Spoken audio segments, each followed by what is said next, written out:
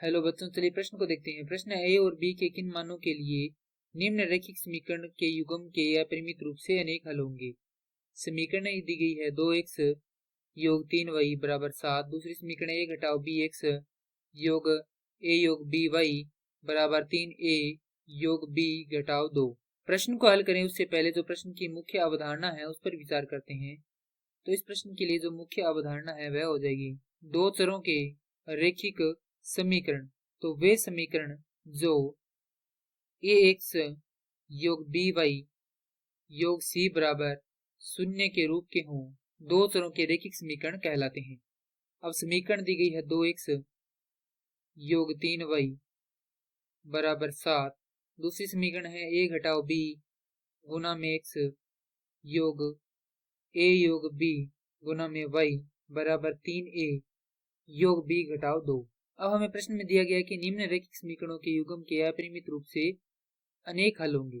अनेक हल होने का अर्थ यह है कि हमारे पास तीन अनुपात होते हैं। प्रथम अनुपात होता है a1/a2, द्वितीय अनुपात होता है b1/b2 और तृतीय अनुपात होता है c1/c2। इन अनुपातों के लिए तीन स्थितियां होती है। पहली स्थिति यह होती है कि तीनों अनुपात जब बराबर हों तब हमें समपाती रेखा प्राप्त होती है और समपाती रेखा का अर्थ होता है अनेक हल। दूसरी स्थिति यह होती है कि ये जो प्रथम दो अनुपात है वो तो बराबर हो परंतु अंतिम जो दो अनुपात है वो बराबर नहीं हो, तो इसके लिए हमें रेखा प्राप्त होती है समांतर, और समांतर रेखा के लिए होता है कोई हल नहीं। और यदि प्रथम ही दो अनुपात बराबर नहीं हो तो हमारे पास रेखा प्राप्त होती है प्रतिच्छेदी, जिसका अर्थ होता है एक ही हल या अद्वितीय हल। हमें यहाँ पर a व b के मान निकालने की स्थिति के लिए जब क्या हो, अपरिमित रूप से अनेक हल हो। अनेक हल के लिए हमारे पास कौन सी स्थिति है, प्रथम स्थिति अर्थात तीनों अनुपातों क्या रख देते हैं, बराबर रख देते हैं। उससे पहले हम यहाँ पर a b व c का मान निकालेंगे। तो यदि इन दोनों समीकरणों की हम इस समीकरण से तुलना करते हैं तो हमारे पास a1 का मान आता है 2, b1 का मान आता है 3 और c1 का मान आता है ऋणात्मक 7। उसके बाद a2 का मान आता है हमारे पास a योग a घटाओ b, b2 का मान आता है हमारे पास a योग b और c2 का मान आता है हमारे पास ऋणात्मक 3a योग b घटाव 2। तो सबसे पहले हम क्या ज्ञात करते हैं, a1/a2 ज्ञात करते हैं। तो यह हमारे पास आएगा 2/a घटाव b। उसके बाद b1/b2 ज्ञात करते हैं तो यह आएगा 3/a योग b। उसके बाद c1/c2 ज्ञात करते हैं तो यह हमारे पास आएगा 7/3a योग b घटाव 2, क्योंकि यहाँ से ऋणात्मक और ऋणात्मक क्या बन जाएंगे, धनात्मक बन जाएंगे।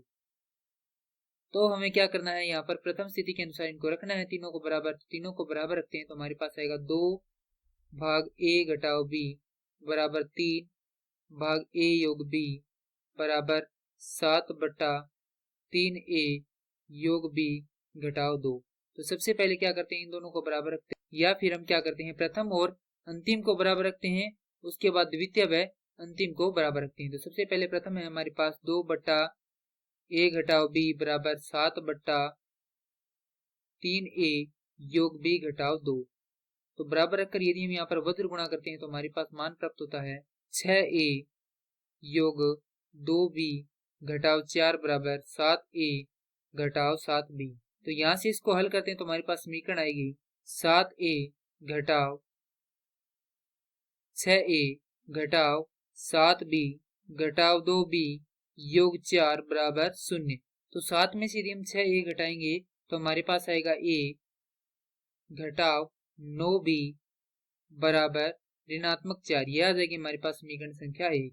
अब हम क्या करते हैं, अब हम प्रथम व माफ कीजिए द्वितीय व अंतिम अनुपात को बराबर रखते हैं। तो ये हमारे पास 3/a योग b बराबर 7/3a योग b घटाव 2।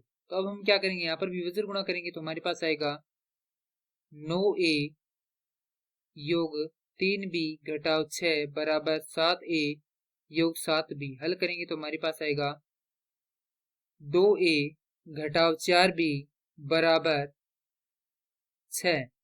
यह आ जाएगी हमारे पास समीकरण संख्या 2। इन दोनों ही समीकरणों को हम किसी भी विधि से हल कर सकते हैं। तो इसे हल करेंगे हम प्रतिस्थापन विधि से। तो प्रतिस्थापन या प्रतिस्थापना विधि से यदि हम इन्हें प्रतिस्थापन विधि से हल करते हैं तो प्रतिस्थापन विधि का अर्थ होता है दोनों समीकरणों में से एक समीकरण में हमारे पास दो चर होते हैं, उनमें से एक चर का मान निकालकर दूसरे समीकरण में रखना। तो समीकरण एक से हम समीकरण एक से a का मान निकालेंगे तो a बराबर आएगा हमारे पास ऋणात्मक 4 योग 9b। यह मान हम क्या कर देंगे, समीकरण 2 में रख देंगे। तो समीकरण 2 से 2 गुना में ऋणात्मक 4 योग 9b योग माफ कीजिए घटाव 4b बराबर 6। हल करेंगे तो यह आएगा ऋणात्मक 8 योग 18b घटाव 4b बराबर 6। इस 8 को क्या करेंगे, इधर पक्षांतरित करेंगे तो यह आएगा 14b बराबर 14। तो b का मान आ जाएगा यहाँ से 1। अब यह मान हम 1 का किस में रख देंगे, यहाँ पर इस समीकरण में रख देंगे। तो हमारे पास आएगा a बराबर ऋणात्मक 4 योग 9 गुना 1 अर्थात 9। a का मान आ जाएगा 5। a का मान हमारे पास आ गया है 5 और b का मान आ गया है 1। तो यहाँ पर लिख देते हैं a बराबर 5 और b बराबर 1। और इन्हीं मानों के लिए निम्नलिखित समीकरणों के युग्म क्या है, अपरिमित रूप से अनेक हल होंगे। मैं आशा करता हूँ कि यह प्रश्न आपको समझ में आया होगा। धन्यवाद।